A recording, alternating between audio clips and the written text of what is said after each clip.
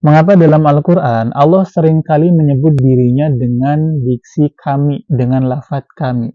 Ada satu fakta menarik yang jarang diketahui oleh banyak orang dan memang jarang dipelajari. Fakta tersebut adalah hunalika fil Qur'an fi jami'il Qur'an bila istisna haitsu yadhkuru dhamir ta'zim la budda ay yakuna qablahu aw ba'dahu mimma yadullu 'ala al-ifrad mimma yadullu 'ala tafrid mimma yadullu 'ala Allah wahdah. Ya. Jadi fakta pertama adalah setiap kali Al-Qur'an, di dalam Al-Qur'an, setiap kali Allah menyebutkan dirinya dengan kata kami, pasti ya, sebelum atau sesudahnya, pasti ada lafadz yang menunjukkan kepada Allah. Pasti akan diikuti dengan lafadz Allah atau Rabb atau Tuhan. Ya, jadi setiap kali dalam Al-Quran kita bisa cek ayat-ayat yang menggunakan kata kami, pasti sebelum atau sesudahnya pasti akan ditemukan lafadz-lafadz yang menunjukkan kepada Allah atau Rabb atau Tuhan. Contoh ya, agar lebih mudah. Ma nansakh min ayatin aw nunsiha na'ti bi khairin minha aw mithliha alam ta'lam annallaha ala kulli syai'in qadir. Ini contoh pertama. Ma nansakh min ayatin aw nunsiha. Ini ayat artinya itu apa yang kami hapus dan apa yang kami hilangkan dari ingatan manusia. Na'ti bi khairin minha. Kami akan mendatangkan yang lebih baik darinya. Kemudian atau akan kami datangkan yang sebanding dengannya. Ayat selanjutnya apa? Alam ta'lam annallaha ala kulli syai'in qadir. Tidakkah kamu mengetahui bahwasannya Allah atas segala sesuatu itu berkuasa? Lihat ayatnya. Di situ alam ta'lam anallah disebutkan alam ta'lam anallah. Tidakkah kamu mengetahui bahwasannya Allah? Bukan menyebutkan tidakkah kamu mengetahui bahwasannya kami. Lam yakul alam ta'lam annana walakin alam ta'lam anallah. Ya, jadi setelah kata kami, di akhir ayatnya alam ta'lam annallah, tidakkah kamu mengetahui bahwasannya Allah? Bukan tidakkah kamu mengetahui bahwasannya kami, bukan, tapi ditutup dengan lafadz Allah untuk menunjukkan bahwasannya semua lafadz kami itu hanya akan bermuara pada satu lafadz yaitu Allah. Contoh lain lagi, ya. وَلَنَبْلُوَنَّكُمْ بِشَيْءٍ مِّنَ الْخَوْفِ وَالْجُوعِ وَنَقْصٍ مِّنَ الْأَمْوَالِ وَالْأَنفُسِ وَالثَّمَرَاتِ وَبَشِّرِ الصَّابِرِينَ الَّذِينَ إِذَا أَصَابَتْهُمْ مُصِيبَةٌ قَالُوا إِنَّا لِلَّهِ وَإِنَّا إِلَيْهِ رَاجِعُونَ. Jadi ayat tersebut mengatakan, sungguh kami akan menguji kalian semuanya dengan kekurangan, dengan kelaparan, dengan rasa takut, ya, dengan ujian yang banyak itu.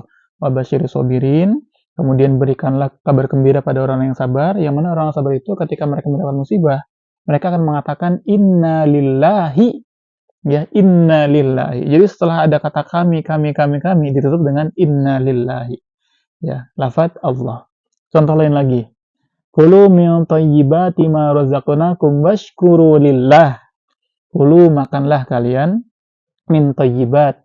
Ya, makanlah kalian dari yang baik-baik, ma rozaknakum, yang telah kami rizkikan pada kalian, yang telah kami berikan pada kalian.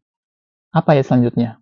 Washkuru lillah, maka bersyukurlah kepada Allah, bukan washkuru lana, bukan, atau washkuru ilaina, bukan bersyukurlah pada kami, tapi bersyukurlah kepada Allah. Jadi setelah ada kata kami ditutup dengan kata Allah. Jadi untuk menunjukkan bahwasanya kami itu akan selalu kembali kepada Allah. Ya, semua kata kami dalam Al-Quran itu pasti akan kembali kepada Allah. Contoh lain, alam nashrah laka sodrok, ya, bukankah telah kami lapangkan dadamu, wada'na anka wizrok, dan kami telah kurangkan bebanmu.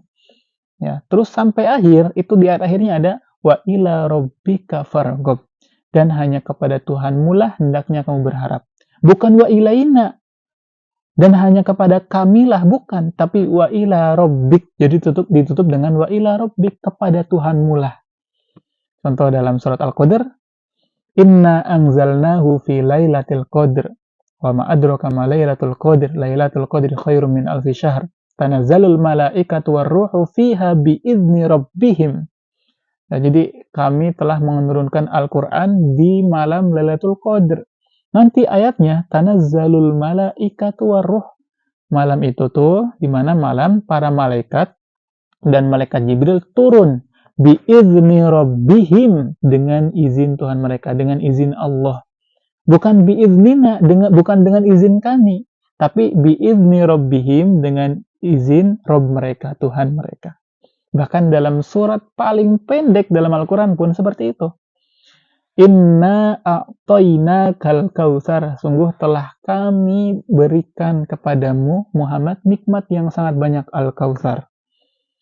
Terus lanjutan ayatnya apa? Fasholli li rabbik, maka solatlah, dirikanlah solat untuk Tuhanmu. Bukan fasholli lana, dirikanlah solat untuk kami, bukan, tapi fasholli li rabbik, dirikanlah solat untuk Tuhanmu. Jadi dalam Al-Quran, dimanapun ayatnya, setiap kali ayat tersebut menyebutkan dengan kata kami, setiap kali Allah menggunakan diksi kami, pasti akan diikuti dengan lafaz yang menunjukkan kepada Allah semata. Dalam Al-Naba itu kan banyak tuh, Amma yatasaalun sampai ke bawah itu semuanya dengan kata kami. Waja'alna laila libasa waja'alna nahara ma'asya wa baina fakum sabang sidada. Semuanya dengan kata kami. Nanti di akhir itu ada Rabbis samawati wa ardu wa bainahuma rahman, tuh kan? Semuanya akan kembali kepada lafaz Allah. Itu pertama, ya, yang jarang kita ketahui. Kemudian kata kami dalam bahasa Arab ini yang sudah populer, ya, pengetahuan yang populer, itu adalah menunjukkan domir ta'zim. Jadi menunjukkan kebesaran, keagungan, kehormatan. Jadi menunjukkan sosok tersebut adalah sosok yang mulia. Contoh kalau saya bertemu dengan orang besar, kalau saya bertemu dengan Ustadz Adi Hidayat, dengan Ustadz Abdul Somad, dengan siapa saja orang-orang yang mulia, yang terhormat, pasti saya akan mengatakan kepada Ustadz Adi Hidayat itu dengan kata antum. Dalam bahasa Arab, kata antum ini memiliki arti kalian. Harusnya saya menyebut dengan kata anta, kamu. Tapi berhubung Ustadz Adi Hidayat adalah Ustadz yang saya hormati, dan beliau adalah orang yang terhormat, ya, orang mulia, maka dalam adat Arab, kebiasaan orang Arab pasti akan mengatakan dengan kata antum, kalian. Apakah menunjukkan bahwasanya itu Ustadz Adi Hidayat itu banyak? Bukan, tapi untuk pengagungan, penghormatan. Begitupun ketika Allah menyebut dirinya dengan kata kami gitu kan. Sosoknya cuma satu, Ahad, Allah itu kan Maha Esa, Maha Tunggal, tapi menyebut dirinya dengan kami. Itu menunjukkan bahwasanya Allah itu memang sangat agung. Ya, sangat agung gitu kan, mulia, makanya menyebut dengan kata kami. Orang-orang Arab seperti itu udah biasa gitu. Bayangkan ya, kalau ada satu orang nih datang kepada kelompok banyak. Dia bertanya, "Permisi, kami ingin ke sini." Dia sendiri tapi menggunakan kata kami. Itu kan orang yang banyak itu akan penasaran, siapa orang ini? Berapa mulianya orang ini? Ya, berapa besarnya orang ini sampai menganggap dirinya dengan kata kami gitu kan. Misalnya seorang raja pun pasti akan menyebut gitu ketika berpidato. Kami gitu kan, kami gitu. Itu biasa.